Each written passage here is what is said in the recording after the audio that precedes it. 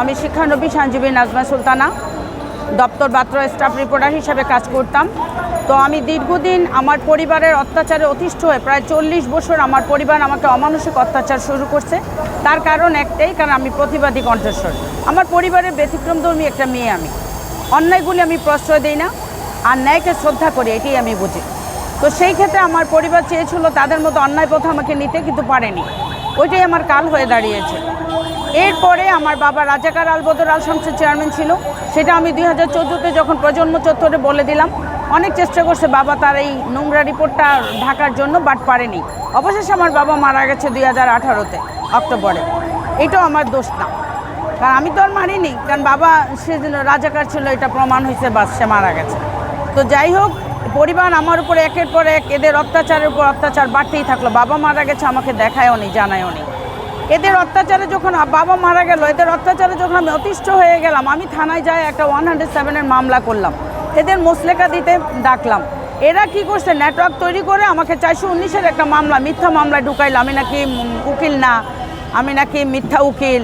তা আমি কিন্তু শিক্ষানবিশ আইনজীবী সবসময়ই বলি। আমি 2008-এ বার কাউন্সিল পাস করছি, এরা আটকেছে, তাও আমি কিছু বলিনি। আমি শিক্ষানবিশ আইনজীবী হিসেবেই কাজ করি। এর পাশাপাশি আমার পার্লারের ব্যবসা ছিল, আমার বুটিকের ব্যবসা, আমার সেলাইয়ের কাজ ছিল, ওখানে ট্রেনিং করাইতাম, আমার রান্নার ট্রেনিং করাইতাম। তারপর আমার কোচিং সেন্টার ছিল, এগুলি নিয়ে আমি থাকতাম। আমি কোর্টে তেমন একটা যেতাম না। তারপর আমি কি করে টাউট হলাম আমি জানি না। এই মিথ্যা মামলা আমাকে 1 মাস 12 দিন জেল খাটালো। জেল থেকে বেরোনোর পর এরা আমাকে হুমকি দামকি দেওয়া শুরু করছে, সম্পত্তিতে সই করো, তুমি কোনো সম্পত্তি পাবা না, ইত্যাদি ইত্যাদি। অথচ এরাই আমাকে, এটা মফিজুর রহমান আমার এক্স হাজব্যান্ড, যিনি যার ঘরে আমার অনিকর্পা 2 সন্তান হয়। আমার ছেলের বয়স 34, আমার মেয়ের বয়স 25। এই সন্তানদের আমি যখন আমার বোন আমার বাসায় থেকে লেখাপড়া করতো, নাসিমা শাহিন, তখন এদের সাথে অ্যাফেয়ার হয়। ভাই আমি হাসিমুখে ডিভোর্স করে দিই, যে থাক, মানুষের মন চেঞ্জ হতেই পারে। ডিভোর্স করে দিই 2007 জুলাই 4 তারিখে। ডিভোর্স করার পরে আমার হাজব্যান্ডে আমি নারী নির্যাতন মামলা আগে জালে ঢুকাইলাম। ঢুকাই আমি আমার ছেলে মেয়ের নামে 2 জনের নামে 10 কোটি টাকার প্রপার্টি লিখাইলাম, আমার নামেও না, যে এগুলি আমার ছেলে মেয়ের থাকবে। কারণ আমার নামে যদি থাকে, আমাকে মেরে ফেললে আমার ছেলে মেয়েগুলি রাস্তায়। যদি আমার ছেলে মেয়ের নামে থাকে, তাহলে আমার ছেলে মেয়ের কিছু হলে আমি দাঁড়াতে পারবো। আজকে সেই নাজমা দাঁড়ালাম। এরপরে যাই হোক, মানে আব্বু মারা যাওয়ার পরে আমাকে জেলে ঢুকাইলো। জেলে ঢুকানোর পরে এরা আমাকে নিয়ে যা মন চায়, আমার ব্যবসা বাণিজ্য এসব ভাঙিয়ে দিয়ে যেত। বাইরে মানুষে এত অত্যাচার করে না, এরা পরিবারের মানুষে এত অত্যাচার। একটাই কথা, আমাদের কথা মতো চলো। আমি না, তোমাদের অন্ধকার পথের যাত্রী আমি হব না। তাইলে তুই মর, তুই কেমনে বাচ্চা থাকোস আমরা দেখবো। আবার বলে তোর স্বামী কাইরা নিছি, তোর সন্তান কাইরা নিছি, তোর ছেলে মেয়ে কাইরা নিছি, তোর জমিদারি সব কাইরা নিছি, তুই বাচ্চা আসছিস কেমনে, আমারে বলে। এরা বেলা আমার আত্মীয়। যাই হোক, আমি কোনো সময় মাথা ঘামাইতাম না, এদের সুখে এরা থাকুক। হঠাৎ করে আমার উকিল আমাকে বলে, মামলার হাজিরা দিচ্ছি আমি 4 বছর, কিন্তু মামলার কোনো সাক্ষী নাই 4 বছর। আমি একজন লয়ার, কিন্তু শিক্ষানবিশ আইনজীবীও, LLM করা। যেই মামলার সাক্ষী 4 বছর নাই, সেই মামলা টিকে কি করে? এর মানে মামলাটাও তাদের হাতে। যাই হোক, আমি বারবার বলতেছি আমার উকিলরে যে মামলার মধ্যে একটা পিটিশন দেন, মামলাটা খারিজ করেন, কারণ এটা ভুয়া মামলা। জেল তো খাটাইছেন, আর কি চান আপনারা? যাই হোক, তারপরে একটা মামলা খারিজ করে না, এর মানে মামলা আবার তারা জেলে আমার ঢুকাইব, মামলা ধরে রাখছে।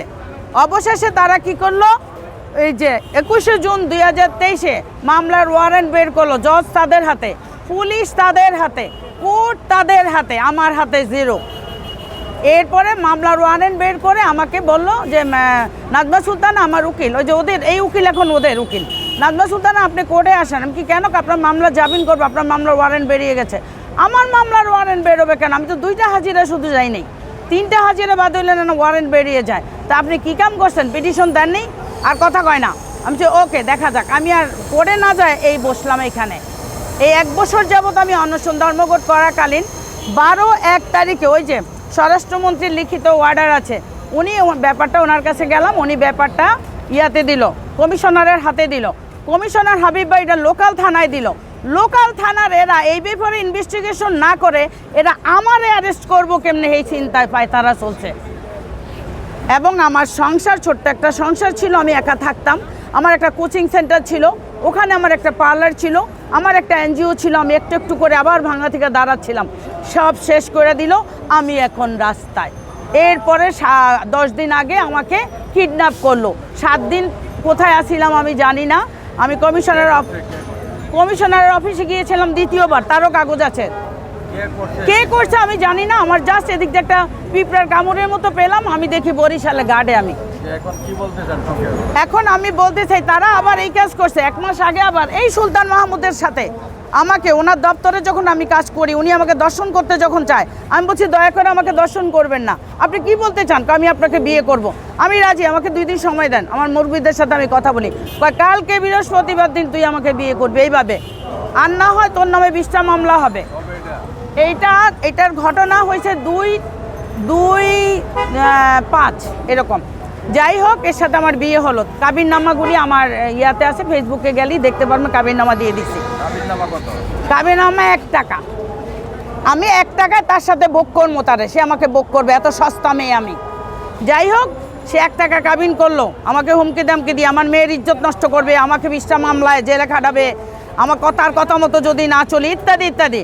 আমি বললাম, সত্যি করে বলেন তো, আমি কি আপনার দপ্তরে কাজ করতে আসছি, না আপনি আমার পরিবারের হাত মিলায় আমার ক্ষতি করতে চাচ্ছেন? এত কিছু তোর জানার দরকার নাই। আমাকে বলে, তুই বলে এত কিছু তোর জানার দরকার নাই। আমার আইডিতে গেলে আপনি দেখতে পাবেন এই বিয়ের সম্পূর্ণ ফুটেজগুলিও আছে। যাই হোক, এগুলি আমি সবাইকে, ডিসি সাহেব, তারপরে এসপি সাহেব, সবাইকে জানাইলাম। জানানোর পরে এই লোক সারা বাংলাদেশে ঘুরা আমার নামে জিডি করে। তাইলে ভয় নিশ্চয়ই ওর আছে, যেহেতু নোংরামি করছে। পরে আমি জিডির কপিটা আমি স্বাভাবিকখানে আমার লোক পাঠাইলো যে নাজমা আপা তোমার নামে দেখো কতগুলি জিডি করছে, এটা আমি ডিসির কাছে পাঠিয়ে দিলাম। তারপরে আইজিপির কাছে পাঠিয়ে দিলাম, কমিশনারের কাছে পাঠিয়ে দিলাম। ওনাদের সাথে হোয়াটসঅ্যাপে আমার লিঙ্ক আছে, আমি সবার কাছে পাঠিয়ে দিলাম। আর এই সম্পূর্ণ প্রমাণগুলি পাঠিয়ে দিয়া তারপরে যখন আমাকে একের পর এক অ্যারেস্ট করতেছে, আমি আবার বসলাম যে আমি বিচার না পেয়ে এখান থেকে আর যাবো না।